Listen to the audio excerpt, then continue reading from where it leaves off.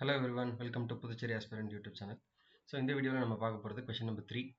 இதுக்கு இந்த கேள்வி என்ன பேஸ் பண்ணி இருக்கு அப்படின்றத நீங்கள் பார்த்துருப்பீங்க. If B a/3, 4 is a mid point. So இது வந்து ஒரு கோஆர்டினேட் ஜாமெட்ரியை பேஸ் பண்ண ஒரு கேள்வியாக இருக்குது. ஸோ இது என்ன சொல்லியிருக்காங்கன்னா, mid point of the line segment having the joining the points q வந்து என்னன்னு கொடுத்துருக்காங்கன்னா -6,5 அண்ட் r ஓட value -2,3. Then the value of a is. So இது வந்து பியூராக வந்து ஸ்கூல் மேக்ஸை டிபெண்ட் பண்ண ஒரு கேள்வி. ஓகேவா? ஸோ இதுக்கான பேஸ் என்ன அப்படின்றத பார்த்துட்டு அண்ட் தென் வர்றது நல்லது. ஸோ இது நம்ம என்ன ஸ்டாண்டர்ட் எடுத்திருக்கோம் அப்படின்னா நல்லாவே தெரியும். ஸோ 9th ஸ்டாண்டர்ட் புக்ல இருந்து இருக்கிற கண்டென்ட்டை தான் நம்ம பேஸாக வச்சு இந்த கேள்விக்கான எக்ஸ்பிளனேஷனை கொடுக்க போகிறோம். Right, the mid point of the line segment அப்படின்னு பார்த்தீங்கன்னா டேரெக்டாக கண்டென்ட் தாங்க. இது வந்து ஒரு பியூராக ஒரு ஃபார்முலா பேஸ்டு தான்.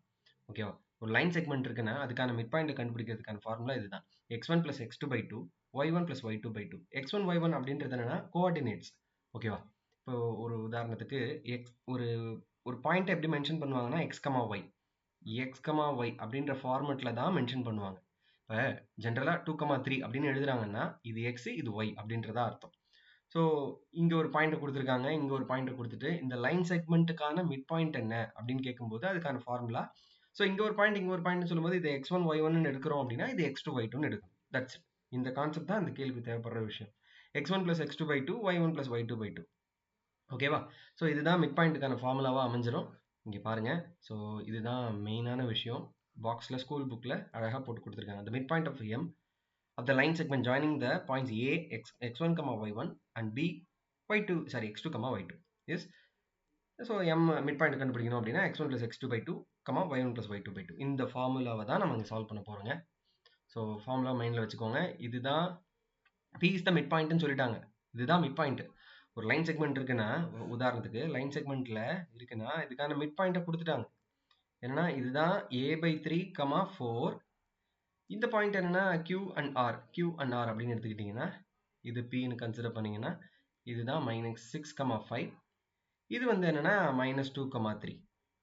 ஸோ ஆல்ரெடி சொல்லியிருக்கேன் நானுமே கூட. என்ன சொல்லியிருக்கேன்னா இது x1, இது y1, இது x2, இது y2. இந்த ஃபார்மேட்ல தான் எடுத்தாச்சு. ஓகே, இப்போ இந்த கேள்விக்கான பதில் போவோமா?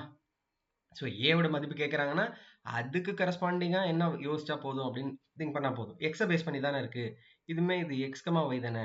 அப்போ எக்ஸை பேஸ் பண்ண கோஆர்டினேட்ஸை பேஸ் பண்ணி இருக்கிற மிட் பாயிண்ட்டை பண்ணாலே போதும். x1 + x2/2 formula x1 + x2/2 இல்லையா? இதுதான் அந்த மிட் பாயிண்ட்டுக்கு சமம், which is nothing but a/3. அதுக்கு ஈக்குவல். x1 அப்படின்றது என்னன்னா -6. x2 என்ன? இது ஃபார்முலாவில் இருக்கிற ப்ளஸ்ப்பா.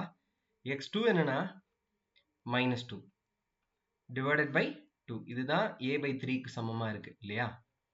ஓகே, ஸோ அடுத்த ஸ்டெப்ல நம்மளால என்ன பண்ணிட முடியும் அப்படின்னா சிம்பிளிஃபை தான். -6.